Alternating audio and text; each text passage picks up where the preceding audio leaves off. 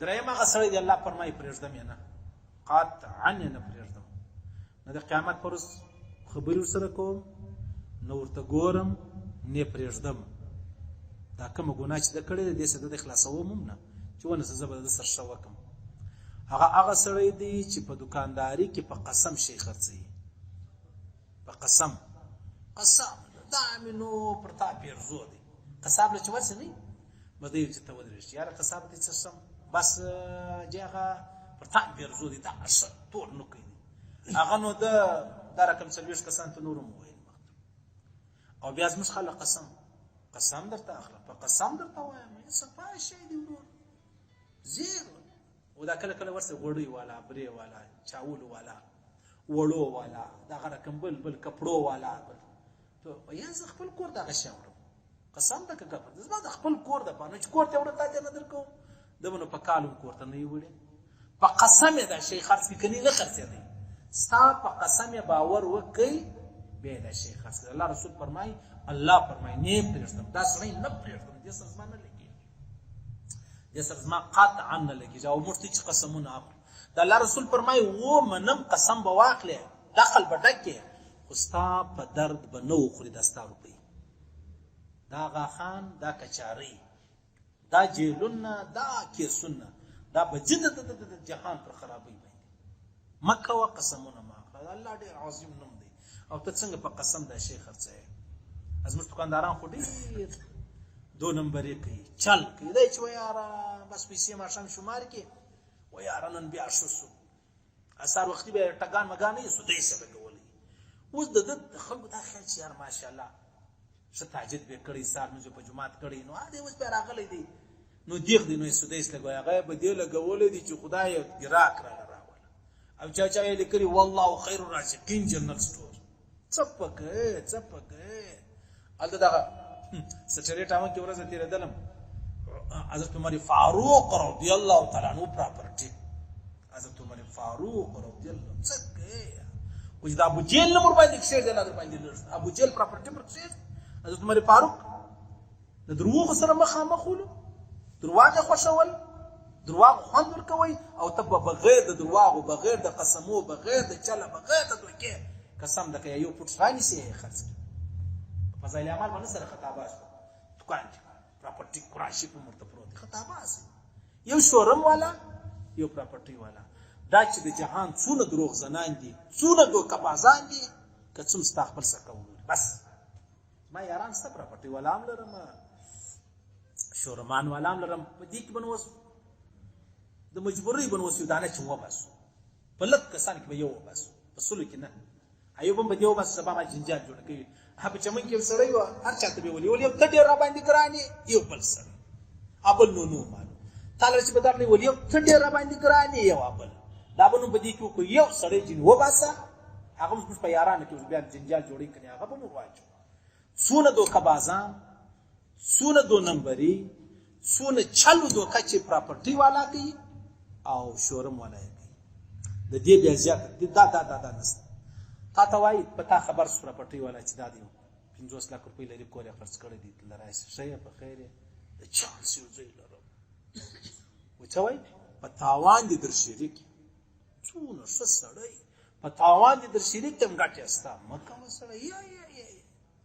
موږ ته رامعلومېږي موږ ته علاقه کې ګرځو وروره ډېر خدای به دې ناره واوري هغه به نو نقشه راغلي پر دا ځای باندې دا روډ به ماتېږي دا روډ به خرابېږي دا دوکان به د مابین ځه وځي دوی خو به خبر دی هغه خو د خدای بیچاره دی نه دی ابه بیا چې سبا یو شی وشي نو ګټه و تاوان خو سره تړلي دي خدای وایي ګټه و تاوان الله رسول وایي ګټه ولې دروغزن ولې په دا ژره خلک خطا باسي ولې په د فضایل اعمالو په د قرآن پاک خلک خطا باسي ولې په دا ډېرو لمنځو خلک خطا باسي په تسبو خلک خطا باسي دروغزن ته والله په خپله په خبرې چې زه په قرآن درواغ وایم په قرآن کې دې ګټه رسولې ده دا پراپرټي والا داسې ظالمان دي او ستا ځای دی چې نه یاره دا نو د ماجرو اوازې دي دا اوس بیا وایي را روانه میاست بیا د ماجرو ما خیال په دغه هېڅ ورکه وروره د هغه در باندې په دې په قرآن کې خرڅ کړي مه کوه سړیه که پلانې په دونه غوښتي موږ ته رامعلومېږي موږ ته د بازار رامعلوم نه ولې درواغ وایه دی به په دا پراپرټي کې خپل یاران کښېنولي یې به د دپاره بیا رانیسي پراپرټي کې سړی کښېنولي دا پلانۍ ځای دی او یا شورم والا هم دا رقم دي ځان سره سړی کښېنول دا موټر دی ما ته ووایه چې دا 15 لک روپۍ موټر دی په 14 لک کې راکړه یعنې یې در کوم ته چې ورسې ته دا موټر راکړه یا ځای راباندې خرڅ کړه دا په څو مطلب په 15 لک په 14 لک په والله په روند راسه وړ څونه د دروغ زنانو زامن یې چیرې مې زده کړي دي دا خو د ملایانو خبرې وې هیلې مې زده وې تا چیرې قسم درته دغه دي پلانۍ راوغواړه پرون سړی راغلی ورغلی نو هغه په بل څنګ کې ناست ولې درواغ وایه مسلمان خو به خطا کي انسان خو به دوکه کي نو الله خو در خبر دی الله عجبه بلد یو ورځ یو سړی ولې دی زما ملګری و د هغه مقتدی خمار یې کوي خمار ډېر خمار کوي ما ته ویل مولوي صاحب دا ملا راته وایي دا زما مقتدیان دي ول قسم په خدای ټول زامن یا شل یا ړانده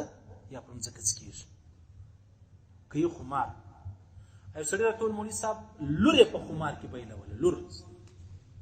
خپله لور یې په خمار کې خمار یې کوي اشکم دا د سوه ګټې بیا تخشې لرې نه لور درکو دا زه چې دې ته ډېر ژوړې کیسې کوم دا چې ژره پرېږدي دا ژره څنګه سره دا به څنګه صحیح دا چې کلمه وایي د کلمې معنا لري دا چې د لمانځه له راشي لمونځ یې معنا لري دا دوکه بازان دي شورم والا پراپرټي والا نور دکانداران عام خاص کر شورم والا او پراپرټي والا چې دی هغه په قسم شي خرڅوي ستا موټر ته ورونه یاره ته ورته موټر ورونه چې ور دې وسلي بس دا یې ودرې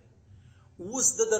درولې دی نه خرڅوي نو دا یې څه وایي عوام قتلي بس خړم یاره ولا کدی خاص کې راغلی ټول په چم وکړو چې پیسې په کار دي بیخي مجبور یم وای ورور زه په دونه در سوال راکې والله ستا د پاره غواړم کله زموږ ضرورت هم نشته تا ته ودار کې په دا سهار به په 15 لک غټه خرڅ کړی اشه دا یو میاس نه خرڅې دا سهار له څنګه خرڅ په دې درولې چې ناز ماته په دې کې غټه نشته ماته په دې کې غټه نشته چې غټه نه بیا د ستا د پاره پراپرټي والا هم دا راکړي ته زه ورته ودروانو ولاړ یا به ته مابین زه وځې په دا دویم ورځې ته خرڅېږي که مابین له ورلې بیا نه خرڅېږي الله رسول فرمایي داسې سړی چې د الله په نامه په قسم باندې شي خرڅ الله فرمایي د قیامت پر ورځ ولا یکلمهم الله یوم القیامه خبر نور سره کوم ولا ينظر الیهم د رحمت په نظر نور ته ګورم نو غضب او قهر چې ارڅو ولا یزکیهم پاکوم یمنه د دې ګناه چې زه دې معاف کوم پرېږدم یمنه دا څوک دا چې په قسم باندې څوک شي خرڅ او مشتي په قسم باندې خو بیخي او شورم والا پراپرټي والا خو مې مشهور دي دا هر دکاندار دا هر ریړی والا دا هر څوک الله رسول تیرې دی د غنمو پړی وډلې او پرتاو چراله خوند ورکې داسې لاس درلاندې چې وی کتل پر سر باندې وچ غنمو د نن ناودو دا څه کوي ولې رسول الله دا نو ماشام بار نه جایز بنه کوي ظلم بنه کوي دو نمبرې بنه کوي دا غلط کار دی